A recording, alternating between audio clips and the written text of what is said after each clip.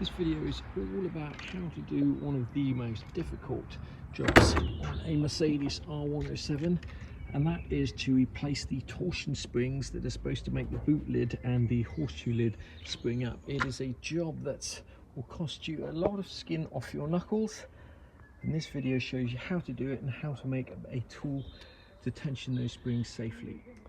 First thing you've got to do to get those torsion springs out is remove this panel here, which is held on by about 10 million bolts. You should just be able to, if you've got carpet on your car, just peel it back, and it's these little bolts here. There's a whole load of them that run along the top and another whole load that run along the bottom. Slightly easier to see on this parts car here. This is actually one of the bits that we needed off this car, but unfortunately you can see it's completely rusted at the bottom there. Still got the dead squirrel in there, but these are the bolts here you're going to have to take out. There's a whole load of them along the top and a whole load at the bottom. Once you've taken that panel off, you need to take this expansion tank here out, and it's easier to see how to take it out if we look at one that's already been taken out here. It's basically held in with these two screws here and here, but the question is, how do you get to them? And it's easier if I show you that on another car. To get to those two screws, you need to pop the horseshoe lid up, and one of the screws is here, and you can see that the other screw is there. And once you've undone those two screws, you just need to undo a few hose clips, and that expansion tank should come right on out. Once you've got the header tank out, the last thing to do is to undo two little clamps, one here and one on the other side up here, and that'll release the springs. Just before we fit these boot springs, we're going to put little rubber bits on two of them, one here and one up here, because where they clamp in, you don't want the clamps on metal basically. So we're just going to use this spare bit of tube we've got, and then we're going to use a bit of a WD silicone lube just to push that on. I can't bring myself to put on this rusty spring, so what we'll do is we'll just sand all that rust off, and then we'll paint it. We'll put it back on the car. We sanded off most of the rust and old paint off this torsion spring. We're going to be using the rust encapsulator because it's almost impossible to get all these little pits of rust off, and it's way too big to put in a rust bath. It's taken us a few days and a lot of man hours to strip back these boot and trunk hinges and horseshoe lid hinges to bare metal and paint them, but I think you'll agree they look an awful lot better than they did before. This is what was on the car previously, and you know, it's just paint over rust. That's not going to do anything. So what we've done is we've just used the Eastwood rust encapsulator on these heavily pitted bits, and then gone over that with the Extreme Chassis Black, and then these here are the torsion spring clamps, and we've just gone over those with the chrome galvanized coating, which is kind of metallized protection. You won't ever see these parts. Similarly, this we've taken off the parts car. You won't see these parts, but they were a bit rusty when we took them off, so we've just painted them up. These are the old hinge pins. I just went over them with a coat of the encapsulator just to stop them from rusting in the air. All we need to do now is put in the new bushings in here, and then we can go down to the garage and fit that. One thing I have just noticed is that these here are slightly shorter than these here, which is no problem. What we do is we'll just cut those to size, and we'll just drill out the old one in here, put that in there, and use that as a template to cut to size. This is what those torsion springs should look like when they're not broken. One end looks like that, and the other end looks like that. Now the torsion springs are both different. They have different part numbers, which I'll leave at the end of the video. They're basically the same shape but back to front, and one of the springs operates the boot and the other spring operates the horseshoe lid. This side of the torsion spring fits into a different place on each end of the car. On the left hand side of the car, as you're looking at it, it fits into the horseshoe lid hinge through this hole here, and on the right hand side of the car there's actually a fitting there where that basic side fits into. So first up, let's see if we can thread in these hinges without chipping too much of the paint off. Put a bit of grease on those pins to help stop them rusting. These horseshoe hinges are marked right and left, but they point outwards, and they are the first hinge to go on. So you put the hinge in first there, and then you put the pin in just until you can feel the end of it here, and then you want to put the other hinge in here and push the pin all the way through. After you've got the pin all the way in and both of these hinges in, lost a little bit more skin off your knuckle, you've got to bend that tab there back down over the pin to stop it coming out. I'm just going to wrap a little bit of electrical tape around the ends of the springs, just so we don't end up scratching all the paint off the hinges as soon as we put them on. Before you put the springs in, you want to loose fit them like this to make sure that the protection or moulding that you've put actually lines up here, which you can see that it doesn't on this side. I've just put one of these brackets in loosely to start off with to stop this spring falling down. We're going to have a go at making up our own tool to be able to tension those torsion springs in the trunk, and we're going to start off with a tube like this, drill a hole in it and tap some threads in it, and that's going to hold the end of the spring. Now this bit of tube here is just a spacer left over from when we did, I think it was the rear wheel bearings on the SL, so I will leave a link to where we got this spacer from. It's just a spring-loaded punch that will leave a tiny little indentation in there, give us somewhere to put the first drill bit. We're going to start off with the smallest drill bit, try and make a pilot hole, and then we're going to just step it up to about an M6 and then tap some threads. A little indentation allows the drill bit not to wander. We're just tapping some threads in here now. The idea is we'll put that bolt in and be able to tighten this end of the spring into that, stop it coming out.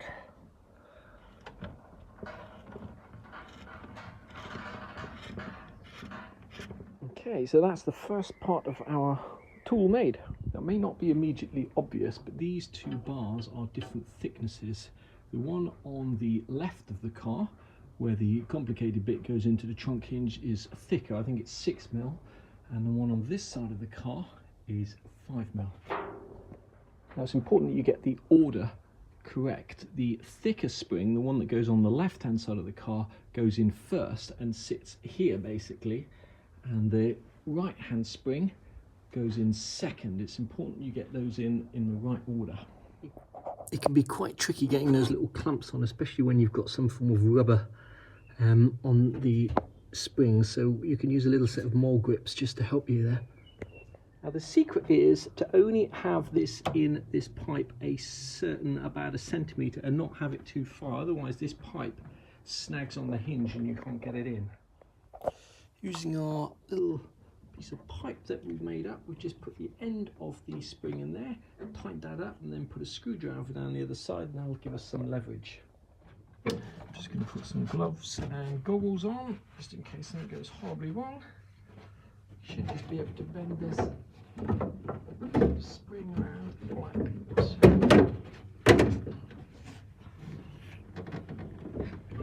Eventually, after a lot of wiggling about, you will get that in there. You should, in theory, be able to just undo that nut. There we go. That is under the most enormous amount of tension.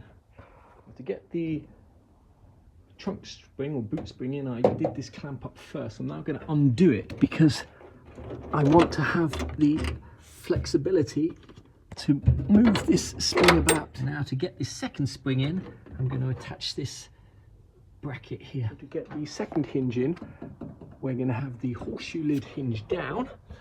Then we are going to attempt to thread this in here. It's important when you thread this in that you attach it through the little loop at the top, which you probably can't see very well.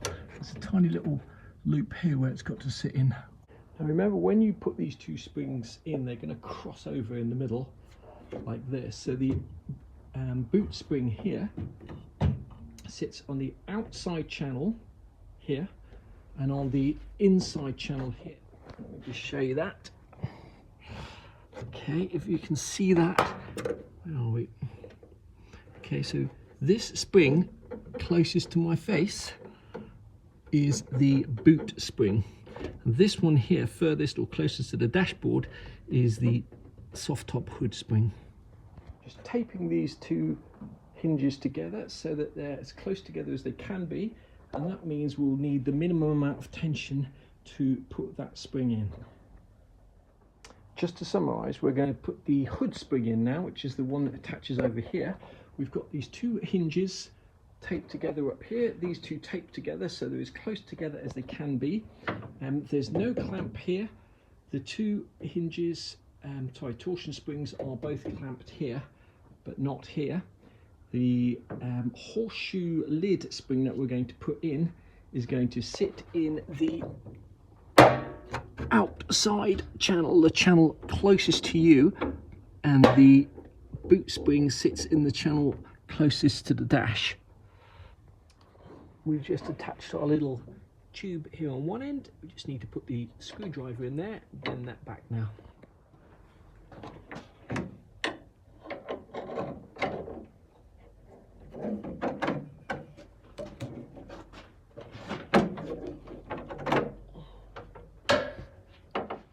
The problem that we have is we cannot get that in the last centimetre there. This time we're going to use an hammer.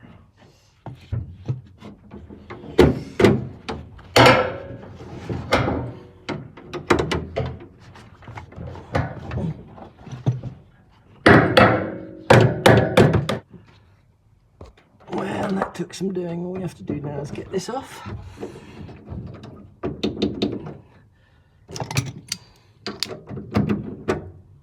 And that is the springs in. Woo! There is a special Mercedes tool to get those torsion springs in. What we used is just these axle shaft spacers. I will see if I can find a link to where you might get something like that, but basically it's just a solid steel bit of tube. If you're strong, you can just attach the spring in one end, use the screwdriver in the other end. If you need more leverage, you can just put a bar in there and use two of these. You didn't need to put screws in to fasten it, and that'll give you an awful lot more leverage. And if you don't have a screwdriver that fits nicely in there, you can also use one of these standard paint rollers. We just use an angle grinder to cut it off, but that allows you to twist and also to get enough leverage. Quite pleased that we've managed to fit those hinges. For the first time in my life, I've got a SL where the boot actually springs up as it should. On most SLs, the boot lid or trunk stays up like that purely because of the friction of those bushes and not because the springs are intact. This is a good example. On the one that we've just repaired, see that the boot lid springs up of its own volition, which is what it's supposed to do. It's running freely on those new bushings, so it's much smoother to get up. I'm going to leave the video here. In the next video, we're going to be finishing off this, or attempting to finish off this boot area. We need a partition panel. The parts car has already yielded some really important parts here and here. We'll just be refurbishing and fixing this boot light here. We'll be refurbishing this little vent down here. I think I spotted in the parts car a jack, so we might be lucky and get a jack from the parts car. We'll be tidying up all of this paintwork, which has been half painted. Similarly, all the stuff that you can't see up there, we'll just tidy that up. And then we'll move on to the rear lights, which we'll refurbish. They'll need new rear light seals. We'll need new boot chrome seal here as well. We have actually got the boot seal here, and then we'll need little grommets here for the fuel cap. We'll need some gaskets in there, but most of that we can get from the parts car. We bought one spring from Mercedes. Now this is the part number of the horseshoe lid spring, the second spring we fitted, 107 758 0336. Price £108 plus VAT, total £130. You might be tempted to try and get a second-hand spring, but personally I wouldn't bother. It's such a hassle to get those springs in, and they are nearly always broken after 30 or 40 years. So get yourself a new spring if you need one, or 2 new springs if you've got that kind of money. Cheapest place is Mercedes. This is the part number for the other spring, which we didn't buy from Mercedes. 107 758 0236. Feder is a spring, and Drehstab Heckdeckel, that's basically the trunk or the boot spring, and it's the thicker of the two. The little tubes that we use is this part here, and part number 152. You can actually get those from Mercedes. There's a couple of different part numbers there, and the internal diameter, you want it to be about 6 mil.